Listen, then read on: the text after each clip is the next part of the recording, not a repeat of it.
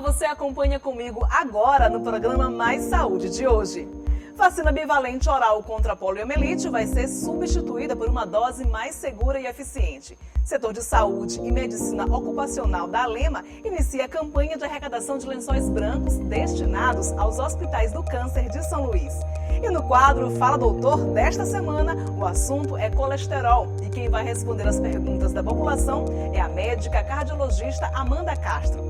No quadro Vacina Sim, fique por dentro dos locais para a aplicação da vacina contra a gripe. E mais, Hospital Aldenora Belo reforça a campanha Outubro Rosa. No estúdio, uma entrevista com a farmacêutica Mariana Amaral. Ela vai falar sobre a proibição da venda de termômetros de mercúrio pela Anvisa. Eu sou Milena Dutra e o programa Mais Saúde está no ar.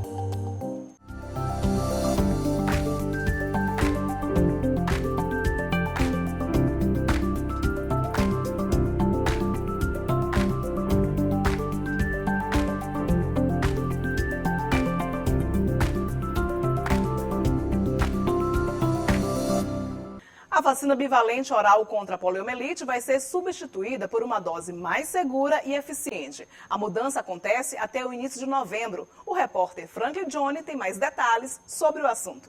A mudança acontece até o dia 4 de novembro. A vacina oral da poliomielite será substituída por uma dose ainda mais segura e eficiente. A vacina bivalente oral, conhecida como gotinha, ela deixou de ser utilizada e foi substituída pela vacina inativada da poliomielite, a VIP, que é administrada por injeção. Essa mudança segue as diretrizes do Programa Nacional de Imunizações do Ministério da Saúde. A dose que anteriormente era aplicada como reforço aos 15 meses e aos 4 anos não será mais utilizada. O novo esquema vacinal inclui 3 doses da VIP, seguidas de um reforço. A primeira dose aos 2 meses, a segunda dose aos 4 meses e a terceira dose aos 6 meses e um reforço aos 15 meses. A poliomielite é uma doença grave que pode causar paralisia flácida, geralmente nos membros inferiores. Franklin Johnny para a TV Assembleia. No nosso quadro Fala Doutor de hoje, também vamos abordar sobre o colesterol. Para isso, fomos às ruas de São Luís para saber as principais dúvidas da população. E quem vai responder as perguntas é a médica cardiologista Amanda Castro. Confira.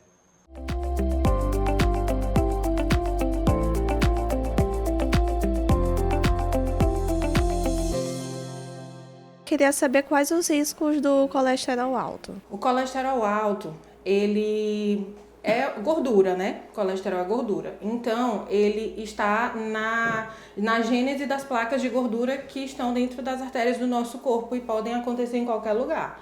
Podem acontecer no coração, dando infarto, no cérebro, dando AVC, em qualquer artéria, nas artérias da perna, causando a doença arterial periférica, que pode levar a trombose, a amputação nos piores estágios. Então, assim, é uma doença, essa doença a gente chama de aterosclerose, quando tem o acúmulo de placas de gordura nas artérias. E ela causa doenças muito importantes que podem deixar sequelas irreversíveis para o paciente. Só alimentação e atividade física podem baixar o colesterol? Sim, só que essa é uma pergunta que a gente também tem que relativizar. Atividade física e alimentação saudável conseguem baixar sim o colesterol, mas alguns pacientes precisam de uma porcentagem maior, né, para baixar mais o colesterol. Então a gente precisa potencializar essa diminuição do LDL com o uso dos medicamentos também. Mas a atividade física e a alimentação saudável, elas conseguem baixar. Certo, agora é o outro. Ok. Doutora, quando que a medicação entra para melhorar o colesterol? Outra pergunta que a gente responde, que também depende do risco cardiovascular de cada paciente, porque aí é o ponto de partida para a gente saber o valor que o LDL, que é o colesterol ruim, tem que ficar. Se for um paciente de baixo risco, cardiovascular, avaliado, né, pelas calculadoras de risco que o cardiologista faz, essa avaliação no consultório, ele pode ter um colesterol alto. A gente institui medidas, inicialmente, atividade física, perda de peso, controle de alimentação e reavalia esse paciente em 6 meses. Se for um paciente que tem um risco maior, isso tem que ser avaliado com menos tempo, idealmente em 3 meses. E repetir o valor, né, do colesterol para saber quanto que tá. Se o valor do colesterol continuar alto ou não atingir a meta depender do score de risco, a gente precisa conversar com esse paciente para introduzir medicamentos. Alguns pacientes a gente já precisa introduzir medicamentos na primeira oportunidade, principalmente quando o LDL, que é o colesterol ruim, está acima de 190, que já é um valor considerado para alto risco cardiovascular. A partir de quando o colesterol pode apresentar perigo à saúde? Essa é uma ótima pergunta e a gente precisa responder tanto com base no valor do colesterol quanto com base no tempo de exposição.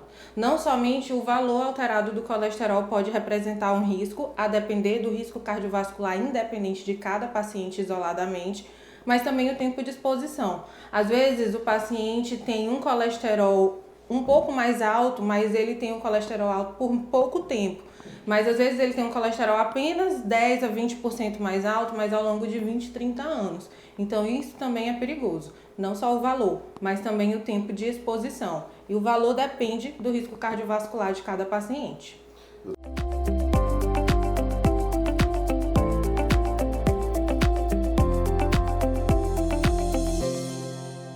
O setor de saúde e medicina ocupacional da Alema deu início a uma campanha de arrecadação de lençóis brancos que vão ser destinados ao Hospital Aldenor Belo e o Hospital do Câncer em São Luís. Os servidores da casa e a população em geral podem ajudar.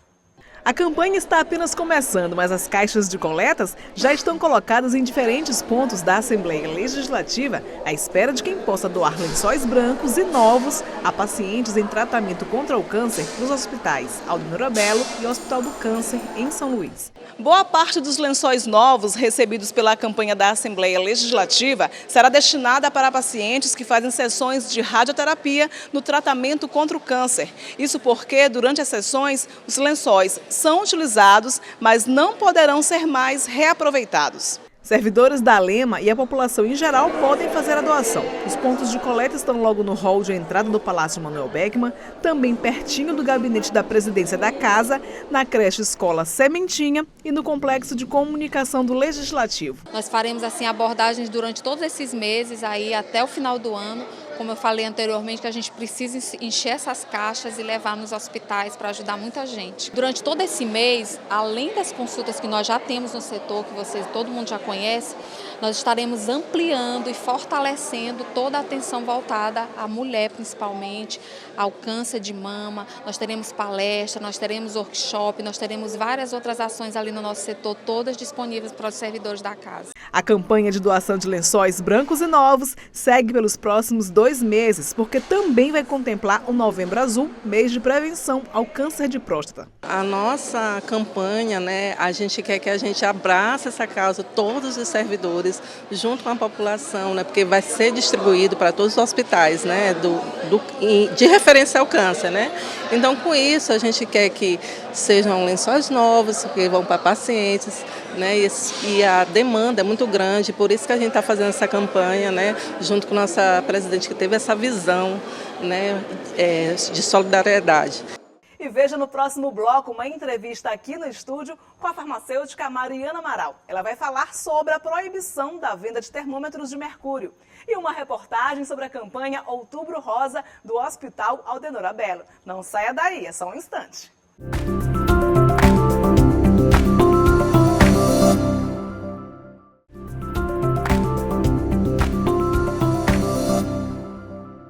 Acompanhe agora os locais das principais unidades de saúde que a vacina contra a gripe estará disponível. No nosso quadro Vacina Sim.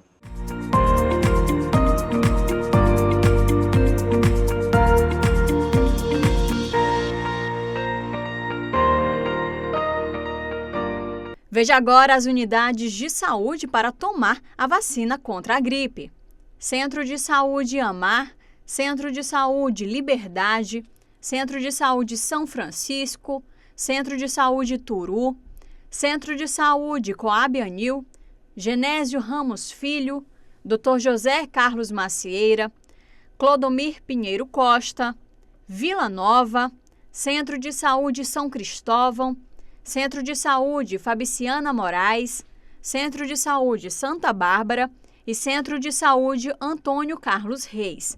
E veja também o público-alvo da vacina contra a gripe. Crianças de 6 meses a menores de 6 anos de idade.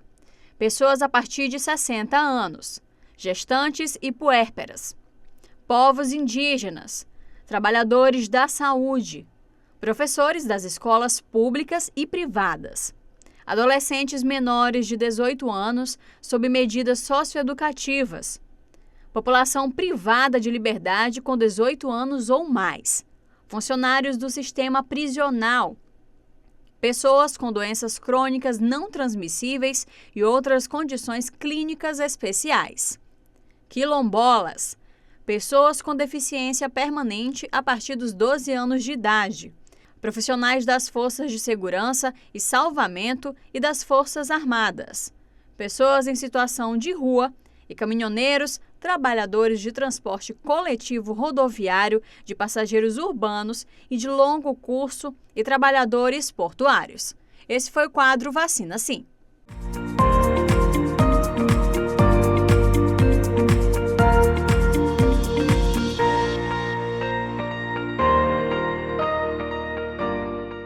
O Hospital Aldenora Bello, em São Luís, também desenvolve ações durante o mês de outubro. A campanha Outubro Rosa foi criada para chamar a atenção de todos sobre o câncer de mama. O hospital oferece aos pacientes e visitantes informações sobre a prevenção e tratamento desse tipo de doença, considerada a mais letal entre as mulheres no Brasil.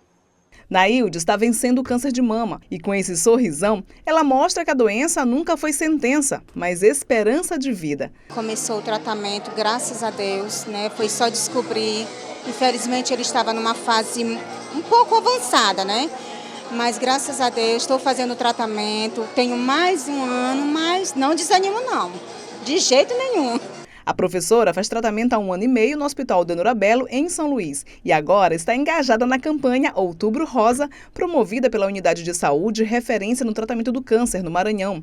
Neste primeiro dia de outubro, médicos e pacientes se uniram no lançamento da campanha. Infelizmente o câncer só aumenta. Existe um dado da Organização Mundial de Saúde, a OMS, que até 2030 o câncer vai passar o coração em causas de morte no mundo, assumindo a liderança, né? E a gente, nós da Fundação, estamos de olho nisso, estamos trabalhando aqui para descentralizar o tratamento oncológico, inauguramos o hospital em Pinheiro, estamos aumentando aqui em São Luís o número de cirurgia, fazendo multirões, enfim, fazendo tudo que é possível dentro da estrutura que a gente tem para atender o maior número de pacientes possível. A programação segue o mês todo com atendimentos, mutirões, palestras, sempre alertando a população sobre a importância da prevenção do tipo de câncer que mais mata mulheres no país. No dia 19 de outubro nós temos um mutirão, né, de cirurgia, e esse mutirão engloba tanto os mastologistas quanto os cirurgiões plásticos do hospital. É uma parceria em conjunto em que a gente tem a doação das próteses pela Motiva, que é a empresa das próteses, e vai ter dia de turbante, vai ter dia de atendimento em Pinheiro, né? Então tem várias atividades durante o mês que vocês podem estar divulgando direitinho, mas são sempre atividades muito importantes para tentar intensificar as ações desse Outubro Rosa. E no programa de hoje, a nossa entrevista é com a farmacêutica Mariana Amaral. Ela vai falar sobre a proibição da venda de termômetros de mercúrio pela Anvisa. Mariana, seja muito bem-vinda ao programa Mais Saúde. E a gente começa perguntando, porque essa deve ser a curiosidade de boa parte da população. Por que o termômetro de mercúrio ele faz tão mal à saúde e está proibido aqui no Brasil? Então, essa proibição, ela vem desde 2017, né? A gente já fala dessa proibição do mercúrio. O mercúrio é um metal tóxico, faz mal para a saúde. A gente tem sabido disso há muito tempo, mas as pessoas tendem a utilizar o termômetro por uma questão cultural. A gente continua utilizando, inclusive se você perguntar para qualquer pessoa, inclusive nós crescemos com ele, né? Crescemos utilizando aquele termômetro de mercúrio, mas se você perguntar para qualquer pessoa, ainda diz assim, mas esse que é o bom, esse que é o melhor termômetro, ele que dá a temperatura correta, mas é uma questão cultural. Hoje a gente já sabe que existem estudos que falam que 1,2 miligrama de mercúrio na corrente sanguínea, ou sendo aspirado, ou sendo tocado, ele causa problemas graves da saúde, pode inclusive causar bronquite química, evoluindo para fibrose.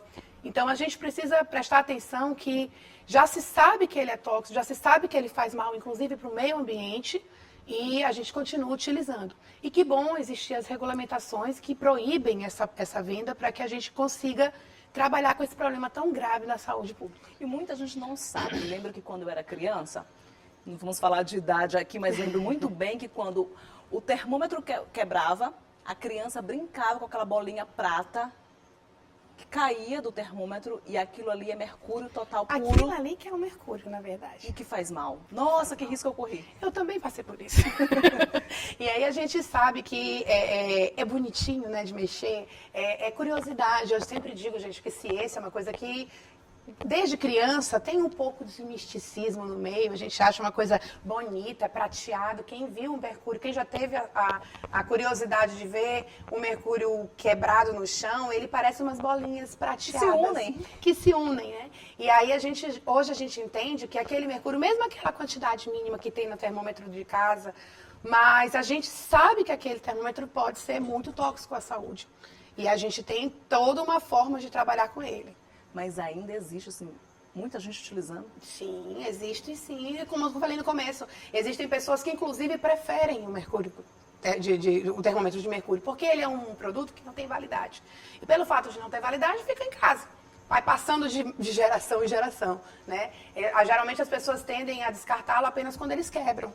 E ficam utilizando, porque afinal de contas a gente está falando de um produto químico. Quem conhece o mercúrio sabe que ele é um bulbo, que existe em a graduação. E aí, o que acontece? O mercúrio, quando ele entra em contato com a superfície mais quente, ele começa a se dilatar, é uma questão física, e aí você consegue ver a graduação aumentando. E aí você sabe que aquilo ali funciona. Então, não tem validade. Então, assim, a gente tem que enfatizar para a população, especialmente para as mamães, que geralmente andam com termômetros, que o digital é o recomendado pelo Sistema de Saúde, pela Organização Mundial de Saúde, pela Anvisa, é aquele aparelhinho digital. Sim. Existem também os termômetros infravermelhos, que a gente pode utilizar, são um pouquinho mais caros. Inclusive, a gente está conversando, pensando no fluxo de realizar esse tipo de trocas, porque a gente sabe que o termômetro digital é um pouquinho mais caro, né? Hoje a gente já não encontra mais em nenhuma farmácia o termômetro de mercúrio para vender, por conta dessas regulamentações.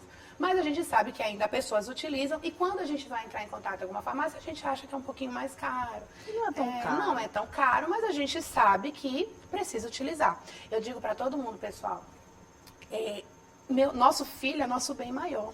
Aí você pega um termômetro e coloca na axila do seu filho, correndo o risco de quebrar. Olha só, o perigo que a gente expõe às nossas crianças sem perceber. Porque a gente cresceu dessa forma e acha que é uma coisa normal. E aí você imagina um bebezinho desse que quebra o termômetro na sua axila, entra em contato com aquela substância e pode causar até mesmo a morte de uma criança. Então a gente precisa pensar que as leis existem para obrigar a gente a utilizá-lo e obrigar a gente a fazer, né? A procurar, a regulamentar. E Marina, doutora Marina, para colocar medo na população mesmo, para ressaltar que é proibido, que tipo de males à saúde, tipos de males o mercúrio ele pode trazer? Que tipo de doenças podem provocar? Ou efeitos no corpo? Como eu falei, 1,2 miligramas de mercúrio, isso já é um estudo que já existe em todas as redes sociais aí, já é do Ministério da Saúde. A gente sabe que causa a aspiração, a inalação daquele produto, ele pode causar uma bronquite química. Depois podem evoluir para uma fibrose. O simples toque que a gente falava, como você falou no início, aquele toquezinho pode causar irritações graves na pele. Então, existem vários malefícios que podem ser causados apenas com o toque do mercúrio. Certo? E se eu tivesse termômetro em casa ainda? Eu tenho que descartá-lo no lixo? Ou existe algum lugar que faz essa coleta? Qual é o recomendado? O grande problema é esse. Quando a gente joga no lixo, a gente joga para onde? A gente joga para o meio ambiente. E aí o grande problema da questão desse mercúrio é justamente essa contaminação do meio ambiente. Não sei se vocês lembram, antigamente, quando a gente fala de garimpo, o garimpo era utilizado o mercúrio para a gente tirar o ouro. E a gente já sabe o tanto de malefício que causou no ecossistema dos rios, dos peixes. A gente sabe que existem vários peixes que são intoxicados por conta do mercúrio. E aí, desde então, a gente tem buscado formas da gente diminuir essa utilização desse produto, em várias situações.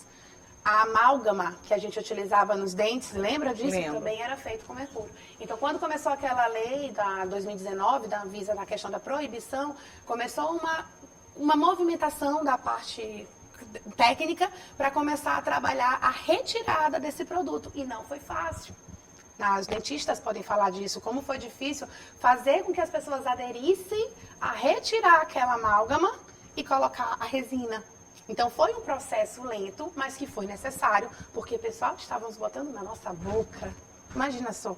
Então, tudo isso são processos que a gente precisa passar para que a gente entenda que é tóxico, que faz mal e que a gente precisa modificar esse padrão.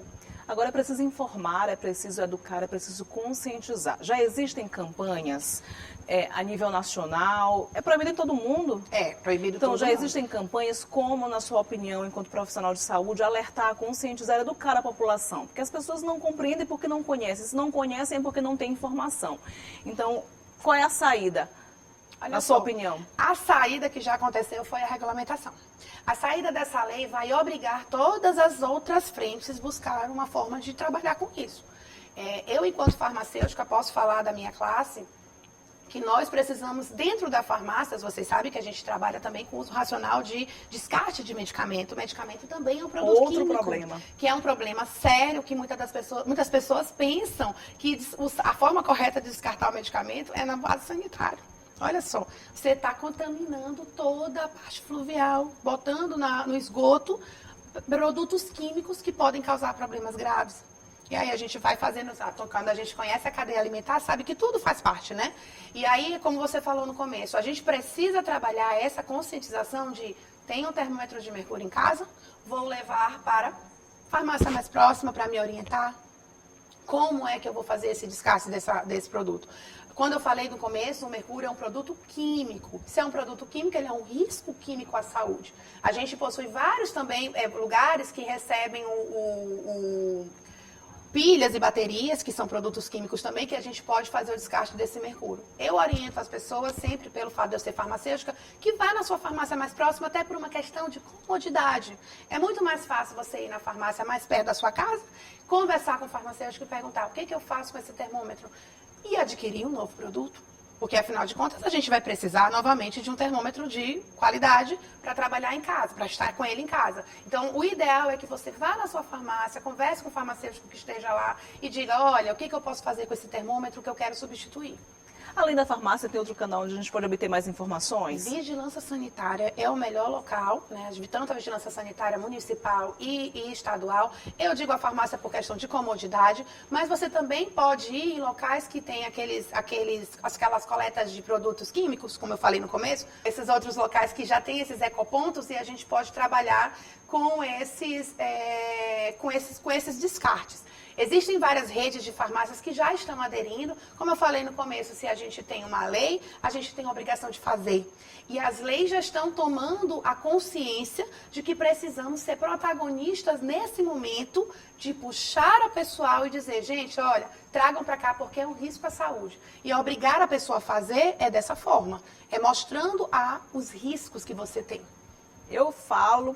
Quem quiser concordar que concorde, é amedrontando nesse sentido e mostrando mesmo que é prejudicial à saúde. Portanto, população, minha gente, está proibido o uso de termômetro de mercúrio aqui no Maranhão, acho que no mundo todo, por trazer sérios riscos à sua saúde. Se você estiver em casa, encontre uma forma correta de descartá-lo, entregá-lo para uma coleta. Quer falar mais alguma coisa? Quero falar só mais uma coisa que eu esqueci de falar. O grande problema do mercúrio, quando quebra, eu esqueci de falar sobre isso. Se você observar um termômetro quebrado, você não pode tocar no termômetro. Você precisa procurar alguma forma de tirar lembra que a gente falou das gotículas? A forma ideal poderia ser usada uma fita adesiva, você pode utilizar um próprio papel, colocar em um recipiente e daí encaminhar para um local, como a gente falou. Então, chegamos lá na farmácia, ou na vigilância sanitária, ou em qualquer outro lugar que esteja preparado para receber esse resíduo químico e mostre, olha, está quebrado. Porque o problema não é só o termômetro intacto, ele não vai causar mal à sociedade, ele causa quando ele quebra. E na quebra é que é o problema. Tá certo, recado dado. Muito obrigada, Mariana, farmacêutica, que falou sobre a proibição do uso de mercúrio aqui no Brasil pela Anvisa. Este foi um assunto super importante e este foi o nosso programa Mais Saúde de hoje. Para você, um bom início de semana e a gente se encontra no próximo domingo às 9 horas da manhã. Até lá!